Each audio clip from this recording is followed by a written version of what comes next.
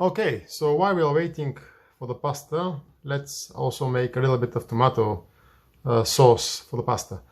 These are great homemade tomatoes, but I want to point out they're not extremely fresh. That's okay, because in home cooking you often cook with not ideal ingredients. What I'm going to do is first of all clean them. This actually has a little bit of something I want to take away. And then just peel them.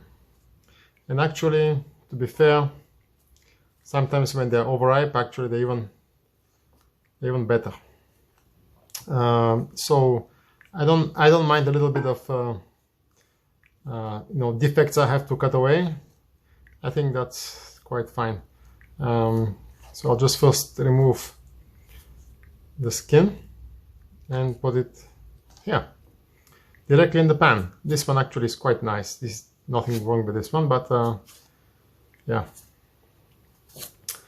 putting too much tomatoes, but let's see how much we'll have at the end, and then I'll decide. Maybe I'll just remove one or two of these tomatoes and cook the rest. The other ways you can take off the skin, you can boil them a little bit sometimes, or just put them in very hot water, or use special devices for peeling. But I personally, it's too much time to do that, and most of the tomatoes, not all, but most of them, if they're well, they're ready, you can actually do that with minimal loss of tomato without having to boil water, put them inside, cool them, or whatever it is that you want to do. This one actually not very good, but that's okay. We're gonna just cut off the wet part.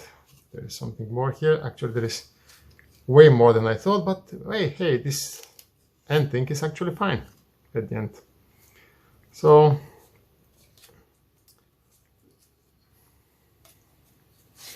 not sure it will be interesting to watch this for a very long time, but that's really is the process. Just peel, and after peeling, this actually is not great on top, so I'll just cut a little bit more.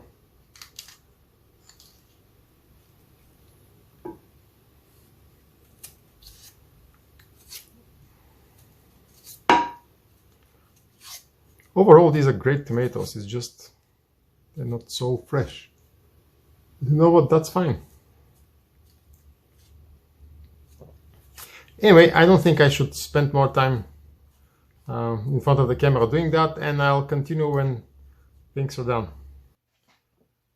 Okay, now the tomatoes are all ready. What do we do next? Well, what I usually do is just take them out and cut them relatively roughly. It doesn't have to be finely chopped, kind of a little bit rougher cutting should get the job done pretty well. I prefer there to be a little bit of tomato and not just the juice. My knife is not that sharp, it gets the job done. I'll have to sharpen it, but I'll do that, I don't know, maybe next week.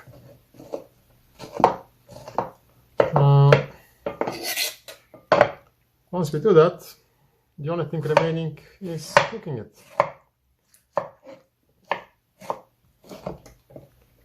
This isn't anything difficult, just cut it in pieces. And I realize it's probably not the most efficient way of cutting, but for me it does the job.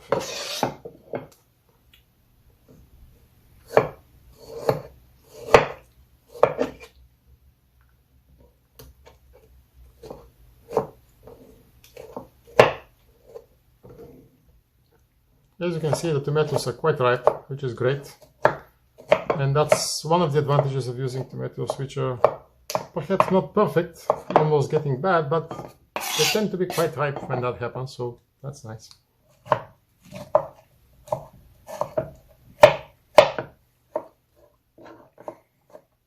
Yeah.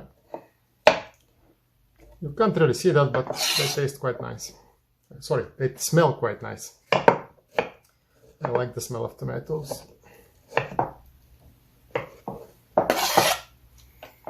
Okay, now after we do that, we're going to put them on um, high heat, wait for them to start boiling, and then reduce the heat so that it doesn't splash too much. But other than that, the process is relatively straightforward, and you just have to reduce them to a consistency that you like. And I think it's probably personal. I personally like it not that much reduced, but you may want to have it. Oh, how about that? Look, that was not great. Let's throw it in the waste bin. And I guess this one is going to the waste bin as well. It's nice that we saw that.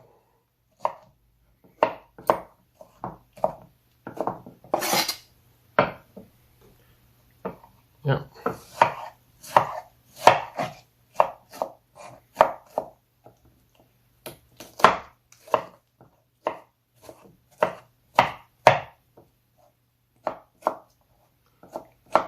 Great.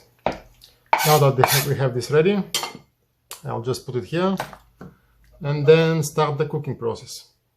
And I'll continue in a minute.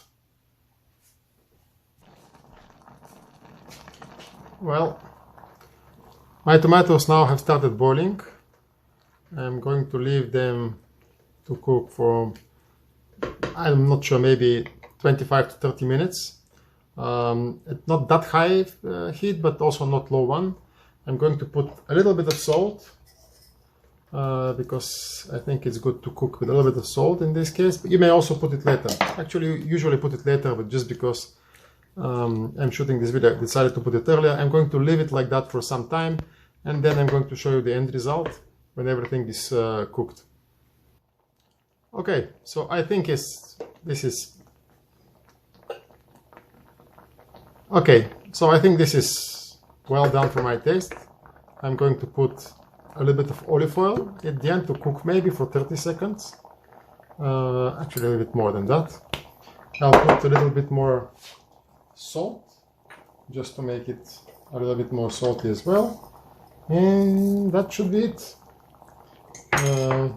I'll just do this, leave it to cook for another maybe half a minute to a minute, and this is ready. It's a bit runny as you can see, but it's going to cook a little bit with dry pasta, so it should be okay. This is more than what I will need, by the way, for the pasta, so some of it I'll just store in the fridge for future use.